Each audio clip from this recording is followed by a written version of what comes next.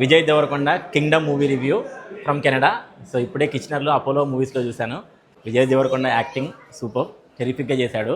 Overall first half అయితే flat అనిపించింది, బాగా స్లో అనిపించింది, అక్కడక్కడ బాగా స్లో అవుతుంది, అప్ అవుతుంది, డిఫరెంట్గా అనిపించింది. క్లైమాక్స్ అండ్ సీక్వెల్కి కొంచెం రూట్ వేసాడు అనిపించింది.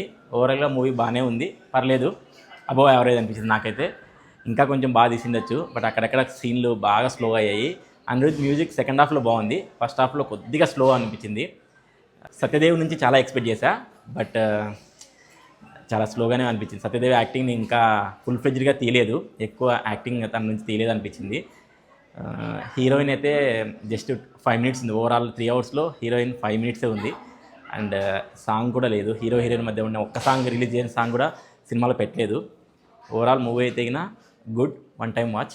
వీడీ ఫ్యాన్స్కి అయితే పండగ, బట్ రెగ్యులర్ ఆడియన్స్ మేబీ చెప్పలేము ఎలా తీసుకుంటారో. విజయ్ దేవరకొండ 7 years ఎఫర్ట్ అయితే కనిపిస్తుంది. ఓవరాల్గా వీడీకి హిట్ కొట్టినట్టే. చాలామంది వెయిట్ చేస్తున్నారు ఫ్యాన్స్ అయితే వీడీ కోసం హిట్ రావాలని. సేమ్ నేను ఫ్యాన్ అయితే కాదు, బట్ ఓవరాల్గా hit movie. Follow me for more update.